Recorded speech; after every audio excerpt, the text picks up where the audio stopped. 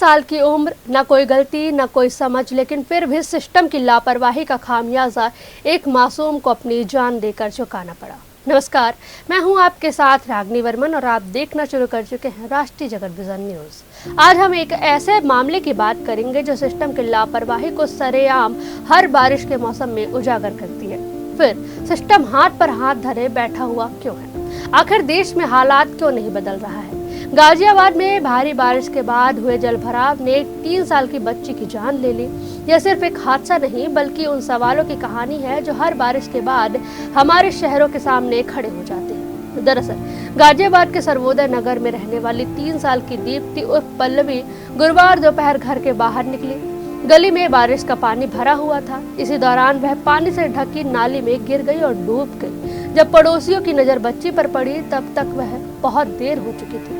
उसे बाहर निकालकर बचाने की हर कोशिश की गई, लेकिन अस्पताल पहुंचने पर डॉक्टरों ने उसे मृत घोषित कर दिया। दीप्ति के पिता, जो दिहाड़ी मजदूर है, कहते हैं कि बारिश के बाद गली में इतना पानी भर गया था कि नाली दिखाई ही नहीं दे रही थी।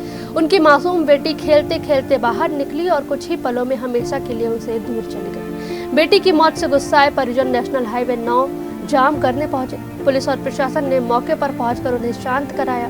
नगर निगम ने मुआवजे और हर संभव सहायता का आश्वासन दिया। मुआवजा, जिसे आप एक इंसान के जीवन की कीमत भी कह सकते हैं। लेकिन सवाल है कि आखिर हर बारिश के बाद शहर पानी में क्यों डूब जाता है? देश के ड्रेनेज सिस्टम काम क्यों नहीं कर रहे हैं? क्या सच में हमारा देश बारिश के पानी को संभालने के लिए तैयार है? जवाब है नहीं, क्योंकि अगर तैयार होता तो महानगरों के ये हाल तो बिल्कुल भी ना होते।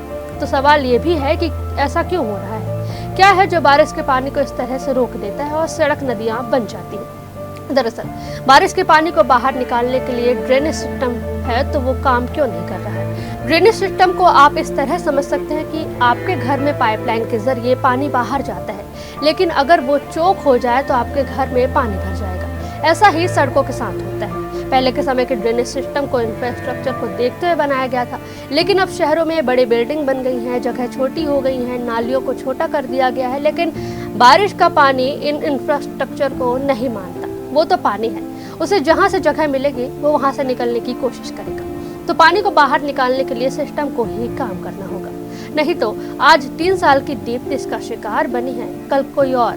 दीप्ति अब कभी अपने घर नहीं लौटेगी, लेकिन उसकी मौत की एक चेतावनी है कि अगर जल निकासी, नालों की सुरक्षा और शहरी व्यवस्थाओं में सुधार नहीं हुआ तो हर मानसून किसी और परिवार से उसकी सबसे बड़ी खुशी छीन सकता है।